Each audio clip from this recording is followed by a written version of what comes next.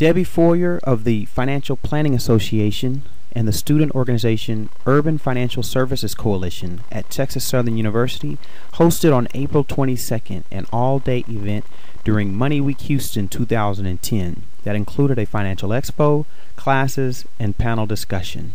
About 500 attendees were anticipated, and many faculty and students benefited from this event. Tanoya Barnes, an accounting major, shared about her organization, thelinemanclinic.com, and we discussed how nonprofits like it can be more sustainable by taking advantage of charitable giving concepts. I talked with Zaid Iqbal, chair of the Accounting and Finance, on how Monte Carlo analysis is used as a more sophisticated decision-making tool and what students are learning. Those as Trinell Jones, a management major, were very interested to know how they can use what they find sometimes in the stimulus check or the tax refund. If they direct deposit that in an IRA, not only would they have access to it penalty-free, but they may be eligible for another deduction, and they wouldn't have to wait till the next year. They could refile, amend their return, and get that back in a few weeks from the IRS. I asked those as Roxanne Williams and others in finance, do they know how they can get triple compounding on the value of their money?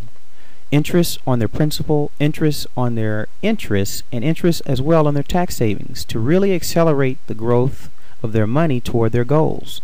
Carolyn Hughes, the retention coordinator at the business school, was on hand as I discussed how whatever route someone would take as they're approaching graduation, whether going out on their own business and needing to find a place to sock away some cash, or joining corporate America, knowing any of the benefits they're going to get in corporate America are going to be great while they're there. But eventually we all leave.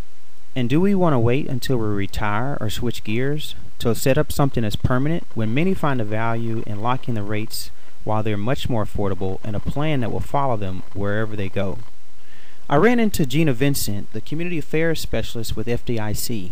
I had just met her Monday at the Partners Luncheon at the Federal Reserve Building, and she was asking me to help her promote the online money game developed by Dare to Dream. She said she had played the game, so I asked Gina to guess who was now at the top of the leaderboard for the online money game, which I had projected on a big screen at my booth where you couldn't miss it for all to see. Yes, out of almost 5,000 participants during the week, I was on top with 51,000 points and 17,000 points out in front.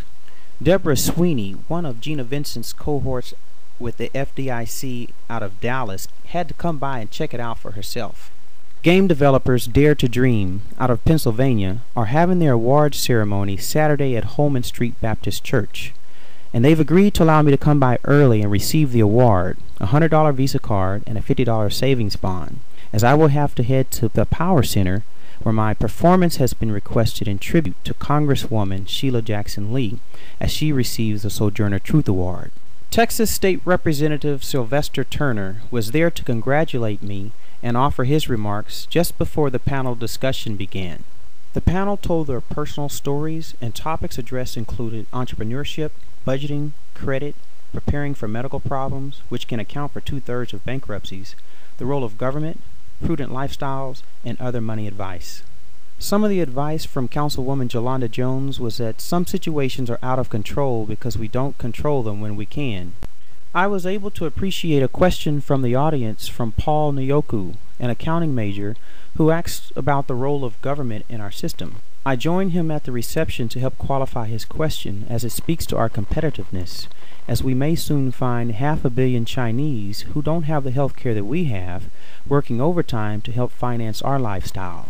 Government debt is a concern, and as more and more beneficiaries of government services are older Americans, especially as more baby boomers are retiring, more of that burden will fall on the younger generation. So it'll be very important for them to manage their money very wisely. I'm grateful to have been a part of Money Week at Texas Southern University, where the outgoing leadership of the Urban Financial Services Coalition, from the president to the vice president and secretary, helped to make this a great event.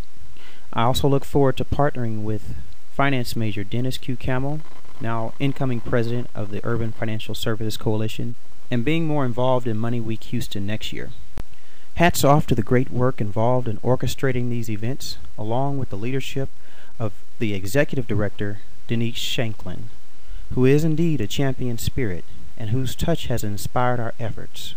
Let's work together in the public and private sector so that we may build a greater legacy for our families, for our churches, for our neighborhoods, and the extended world community.